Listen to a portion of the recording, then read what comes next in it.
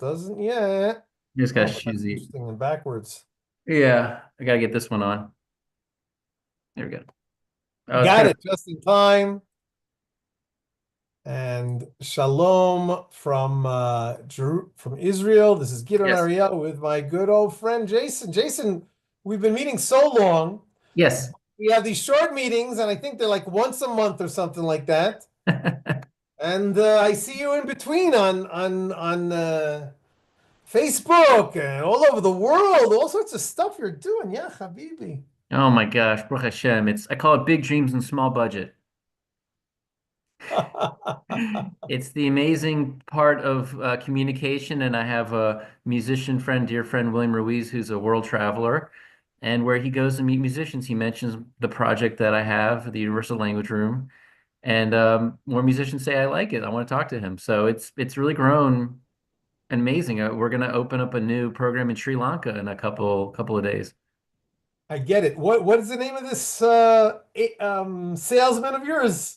Oh, William Ruiz, he's a percussionist, musician. He's based out of New York City and in New Jersey, and he's a fantastic percussion player and a world traveler. The people hire him all over the world to do workshops and play Really? drums.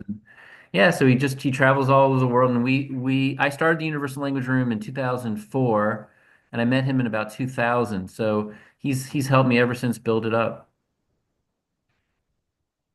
That is amazing. And it's by far not a one-man show, pardon the No, expression.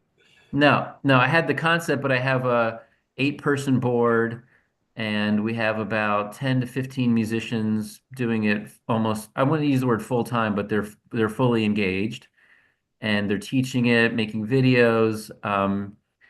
And this year it did really well. It just did really well. 20 years later, I started in 2004, and 20 years later, it took about 20 years for it to Oh my do well. gosh. Yeah, 20 years. It's really weird to think about because I've enjoyed it the whole time, but no one really paid much attention to it.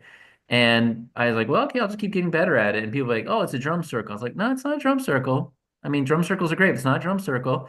And so it was dismissed. It was ignored. But I was like, I don't care. I enjoy doing it. But after 20 years, it's really nice to see that it's taking root and it's really growing. It's just amazing. And it pretty much started going up like that since we met. It was just starting, I think, like that. It was just starting to really take off. I think I got a big boost in Memphis. The Jewish community gave me a micro grant, gave us a micro grant, our whole nonprofit called the Bridge Institute, which you can look up at ulr1.com. So we are an official recognized 501(c)(3, but Memphis gave us a boost, and then I met some great people, and everything's been really done well in Memphis. Thank God. Thank God for Memphis. And you say that you have an 8-member board. Yes. Yes, we have board members who are professors, former school teachers, in the Sikh community, Baha'i community, Jewish community, Christian community. Um, I just had a wonderful podcast with a Sufi Muslim leader in Pakistan. Um, I can't believe it. that, that Maybe was that maybe was it the was you. I don't know. I just heard somewhere about Pakistan. No, S somebody contacted me from Root Source. Somebody who has been subscribing for I don't know how long. He said, I don't whatever he said. I said, where are you from? He said, Pakistan. I said, yeah, like I'd like to meet with you. So we had a Zoom meeting, and then a day or two later, I see some news item that a group from Pakistan is visiting Israel. And right. you're talking to me about Pakistan. Now your friend from Pakistan is he Muslim, Christian, or what? Sufi Muslim, Sufi. He's a Sufi Muslim leader. He started a group called the Sufi Art, Culture, and Heritage. And similar in terms of he wants music and spirituality to connect people of any faith together. That is amazing. So he's been doing that, and you have comparable missions, and so you're joining for projects. That's fantastic. Fantastic. Yeah, I mean there's so many ways that we want universal language to connect people, and also an interesting thing about us is that we do fund musicians, but we don't really have a set template. We tell the musician, look, here's the permutation system of notes. You take 4 notes, play it 24 different ways, start generating melodies, start interacting with people. But do it however you want to do it. You know, make it put your artistic flair to it. So you'll Wow. see in different places, like in Rajasthan, they do it a completely different way than in Uganda, than I'll do it in Memphis. But we're all talking about music as a language. Right. So you're all Yeah. talking the same language, just a slightly different dialect. It builds this connection that I haven't had before, where since we are speaking the same language, we feel very connected and we feel like we're part of they always talk about multiculturalism, and I never understood that model because it just seemed to break people into their little tribes, and then everyone's talking about, well, my group does this and this is my group's history and we were victims and we have this thing, and everyone's just telling each other about their groups and everyone becomes a reflection of the collective. And I was like, well, I'm not interested in that. I'd like to see individuals just be individuals. I mean, if you want to join a group, great. So I like universal language because you can speak your own melody. You can be part of a group if you want. You don't have to be part of a group. And it does this common language does bind us. It's very cool.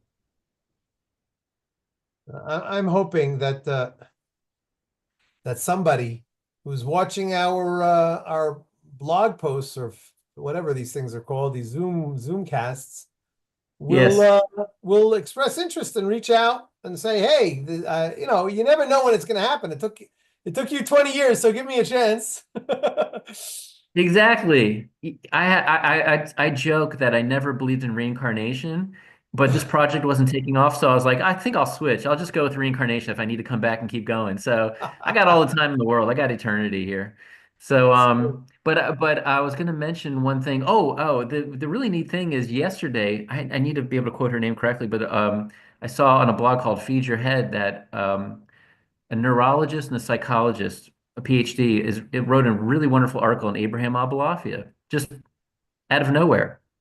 And she's talking about how amazing Abulafia is. And she really hit the key point. I think the last name is Quinn. I think it's Dr. Quinn. She really hit a key point. She was talking about mindfulness and meditation. A lot of times she was in Eastern meditation about clear your mind, empty the mind, there's no self.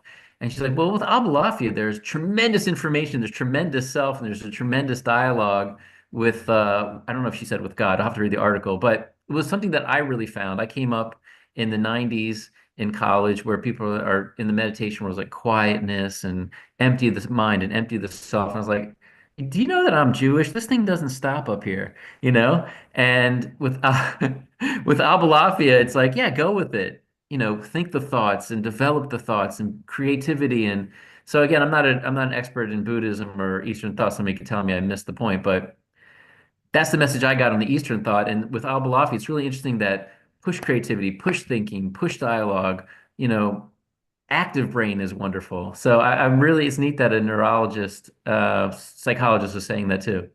I bet that you've already come up with this idea, and that is to have a an Abu Lafia conference that bring all these people and let them make a presentation about their what do they call it, the side of the elephant that Yes. Yes. and that would be very interesting, I think. We're working on it. Myself and Avi Solomon are working on it. This is the year 2025. So in 15 years will be Abulafia's 800th birthday. So we're going to do conference number one, and then we're going to build up for 15 years until we make it to Abulafi's 800th birthday, and then hopefully we'll have some big party, you know, for a whole year. But yeah, so he was born in 1240. And actually, very interestingly, that was the year 5000 of the Jewish calendar. And so he Wow. felt that with the Right. year 5000 of the Jewish calendar, he should teach Kabbalah in public. He was the first person to teach Kabbalah in public to everybody. So he's a very unique figure, and he felt that his birthday reflected that it was time to teach the inner Torah to everybody. You said he was born in 1240? Yes. So I just looked it up in the Rambam. Maimonides was born in 1140, 1138 specifically. Yeah, So I remember 1138. so I remember that's 102 years before Abulafia. Yes. But Yes. you're saying that, one second. Yeah. So maybe it wasn't 800 years to his birth, it was 800 years to his death. He was about 66 when he died, it looks like. But So I think that's he was not born in 1240 and Rambam passed in 1204. right, because I remember not that long ago, Israel made the year of the Rambam or something like that. Right. Maimonides, and they put out a stamp and stuff like that. So that made enough of an impact on me to say, okay, Rambam is 800 years, but it probably was the death of Rambam. It was the Anyway, passing of Rambam. 2004, they had a coin or something, or some type of mark for Rambam's passing. Exactly. so you're saying that they weren't really at the same time contemporaries. No, but what happened was Abulafia studied philosophy and Rambam and Moreh Nevuchim first. Then he brought in Kabbalah, but he never rejected the Moreh Nevuchim, which is kind of typical in the Kabbalistic world to say we don't get involved with philosophy. Right. And Abulafia uniquely said, "Oh, I everything Rambam wrote was amazing. I'm gonna integrate it with Kabbalah." He's still unique in that regard. Well, very interesting. Yeah. Oh, it's been an amazing journey. I've told people that, I came through the Orthodox world and I was kind of a little on the jealous side that everyone had their Rebbe and it was really worked out and they had their Tzaddik and they had their path. And I was like, I just can't pick one. I like them, but I can't pick one. And in 2000, I think 17 or 18 is when I really discovered Al Balafi and I thought, oh, this is the teacher that I've been seeking. So it's a wonderful feeling for me to think that there was a teacher out there that I really, really relate to. I feel very aligned with. It's really amazing. Yep. Yep. Well, that's great. So did I tell you about I don't remember the last time we met, of course, but did I already get my two latest grandchildren when we spoke I think last? one. I didn't know it was two. I heard one. We So had tell we us had more. we had two grandchildren born a week apart. Wow. And that was just before Sukkot. As a matter of fact, my grandson was born a week before Sukkot, before the holiday of Tabernacles, Yes. and the Brit, his circumcision ceremony was on the afternoon before Sukkot, Yeah, that's and so that busy. was a little bit tough. But my granddaughter was born while he was having his Brit 8 days later. That is amazing. That is a blessed life in Israel. That is just Yes, Mazel Tov. Baruch That's Hashem, that beautiful. was wonderful. Yeah. And we had that brit here in our house. It was very nice. I was just thinking about it the other day. I have nine grandchildren, six grandsons. So my first grandson, his brit was in the Marat Machpelah, the cave of the Wow. I didn't know people could do that. Oh, that's oh special. yes, it's wonderful. Imagine fulfilling the covenant next to the man who actually did the covenant for him and all of his generations to come. Wow. Amazing! What a feeling! That's amazing. Every time I bring people there to tell them about, I guide them in the Me'arat Machpelah, the cave of the tavern of the patriarchs. I always tell that story, and I break up. It's so Oh, emotional. of course. Then my second grandson had his brit in Ma'ale Adumim, where we used to live before we moved out here, and Oh, where yeah. my daughter-in-law's mother lives. So that was very nice. So that's Yes. Hebron, Male Hever. Then we had another. My first grandson had a brother, and we had that in where his family lived in a small place called Eshtamoa. It's not even, there was like maybe 20 families living there or something like that. Also here in the Hebron Hills area.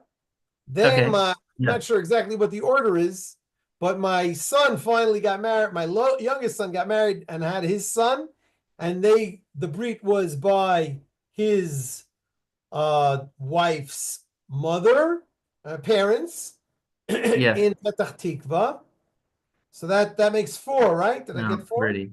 Yeah, pretty And area. then Wow. my fifth grandson was had his breed here. I skipped somebody. Wait a second. We got Malaya Dumi. It's good to lose count of Oh, grandchildren in and of Israel. course in Har Bracha, where my son lives. So his That's kids, amazing. had the Brit in Ma'ale Adumim, Har Bracha, and Ma'ale Chever. The only Brit that we had in Ma'ale Chever, because Living the Jewish other Brits history. were in Eshtemoa and Hebron, and the other one in Petach Tikva. So it was very good.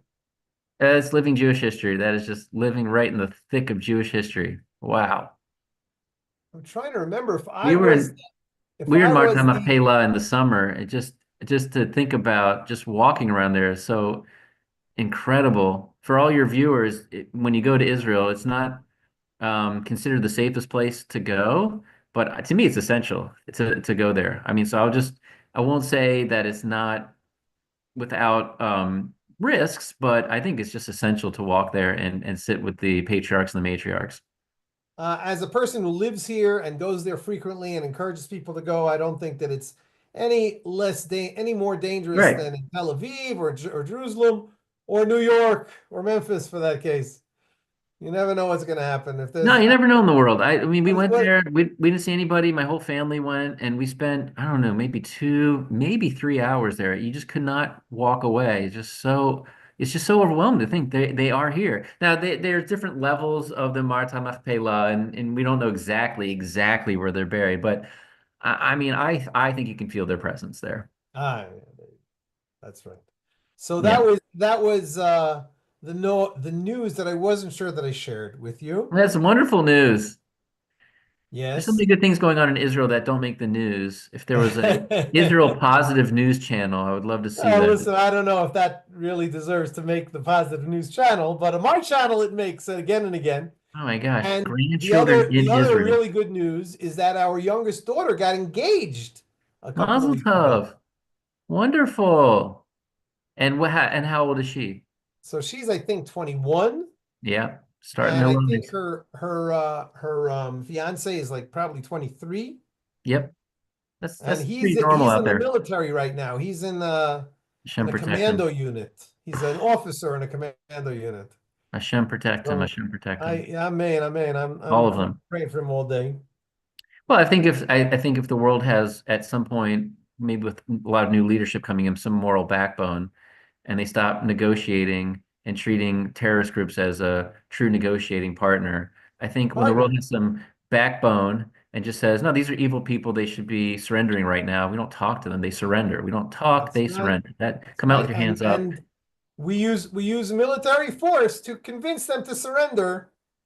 And I've until just they been, don't, yeah, this whole administration of this past 4 years has come out and said, well, if you give any daylight between us and Israel, Hamas won't give up the hostages. I'm like, we all knew that. We were telling you that for the past 2 years. But now you're telling us that that was true. I mean, it's just shockingly bad. So I just hope there's more good news, and I hope that the world has moral backbone and they don't negotiate with terrorists and just tell them to surrender. I hope spiritual leaders speak up a lot more about that too, instead of saying, "Oh, it's just such a bad situation. Oh dear." yeah, I was just I had an interview yesterday, and I shared how obviously it's all the tragic situation of October 7th and all the war since then. It's very difficult for the Jewish people here in Israel. But I said that the that not much easier. Also, a very hard part to fathom is how little support, and I'm using that as a euphemism, how much antagonism we're getting from all over the world. Yeah, People who are siding with Hamas against Israel. It's just yeah. incredible. I didn't know the world was so morally backwards. I mean, I grew up in America, 80s, 90s. I thought, there's a good civil order and a good civil order way of looking at the world. All But people are deep down nice people. deep down, nice people. And I thought, and if they weren't, we were moving in that direction. And in the world of academia and politics has just been shockingly moral rot. Right. And I've really been shocked by it. So, but I've also been very proud of the support. And when you live in Memphis, Tennessee, and you see so much support for Israel, and you just hear it and speak with people directly. So there is a lot against us, but there's a lot of support. And I think the election in America also reflects that too. So, I I think understand there's going to be elections in Canada and yep. maybe elections, I think, in Britain. So, That well, Britain, I don't know, but Canada, I think, is shifting towards, I think, I hope something. that we will see a bounce back, and I hope that will get better all over the place. Yeah, I really Yeah, hope well, this is my hope is again as I've told you that I'm a big fan of Rabbi Nachman of Breslov. But the one uh-huh. thing I haven't understood about him was, and I appreciate that he said I don't believe anything in philosophy, but I do hope that more Torah Orthodox Jews engage in philosophy for the simple fact that we can knock down the poor ideas in political philosophy. There's just so many bad ideas in the world of political philosophy that has led to a lot of the antagonism towards Israel. And if we don't engage it Right. and fully engage in the world of ideas, we're not going to dissuade people from engaging in Marxism and anti-Israel, far left ideas. And so I really hope that the Orthodox Torah Judaism world takes the lead on engaging in all ideas and really has dialogue with people and really knocks down these noxious, stupid, I'll say stupid ideas from like 200 years ago from a couple guys in Germany that came up with some terrible ideas, and it's really affecting us poorly. So I really, it is my blessing that if you're Breslov and just don't want to involve yourself with philosophy, I actually do appreciate that. But I do hope people really read the books and say, well, here's where we don't agree. I probably mentioned, if you've mentioned Breslov before, that I probably mentioned that my son is a real big Breslov guy. Did I ever suggest the two of you meet over Zoom? We did a couple of emails, and I think he put out some new music, and I said I really loved it. So I think I just need to ask him for the Zoom meeting because I really do want to meet Okay, I'll virtually. I'll try to remember to tell him that as well. Okay. Okay, and I'll send the follow-up email. So I am a huge fan of Rabbi Nachman, and for your listeners, Rabbi Nachman's main idea. Well, I hate several main ideas, but one of them was just talk to God. Just talk to God. Just say, "How are you, God? I'm doing good. Here's where I'm struggling. Just talk to God." And it's quite amazing. I tend to do that through the music, but even just using your mouth, I think is really important. And you also taught people through stories. There's Rabbi Nachman's stories, which are Oh, yes. so powerful. And if you ever study Carl Jung, you'll understand from a modern perspective how what a genius Rabbi Nachman was and is. Really? Yeah, yeah, I've really come to appreciate through Jungian psychology the importance of fairy tales to understand ourselves and archetypes. And wow, Jung has really opened me up to Rabbi Nachman even further. Really? That's so interesting. Yeah, I mean, I was been aware of Carl Jung, but I've really studied him for the past couple years. And then there was a Jungian podcast on the archetypal studies of fairy tales and how fairy tales like reflect our inner psyche, and then we learn about ourselves through story and reading fairy tales. So I was like, that's interesting. And so I kind of did it with Rebbe Nachman's stories, and you can kind of appreciate his inner world more, and then what he was trying to do to make ourselves appreciate our inner world. So it's been a quite a cool insight. I just did a quick Googling on Carl Jung and Breslov, and the first thing that comes up here is a podcast by a fellow by the name of Gedalia Fencer. You ever heard of Oh, him? okay. I do know him. I think he's based out of New York, but I didn't know he did a podcast on it. So now I've learned something. So I'll try to send you that. Oh, please. That'd be great. Perfect. Anyway, it's getting, even though the light is still up here in my background, Yeah. it's starting to get late over here. I have to get to my evening prayer, Yes, of course. Of course. I so enjoy meeting with you. I'm glad we've kept it up, Gidon. and we Everyone will should check out continue your to keep it up. website. Yeah, yeah, keep it up and we'll keep building the Christian-Jewish alliance, and everyone should check out your root source, and let's continue our conversations. Okay, hopefully next Tuesday we'll post this in this conversation, and we'll keep on meeting. Sounds wonderful. Be Give God blessed. an opportunity. Give him a receptacle for the shefa, for the wonder A that's clee for the ore. Amen. Tov, Amen. shalom, shalom. Shalom, shalom.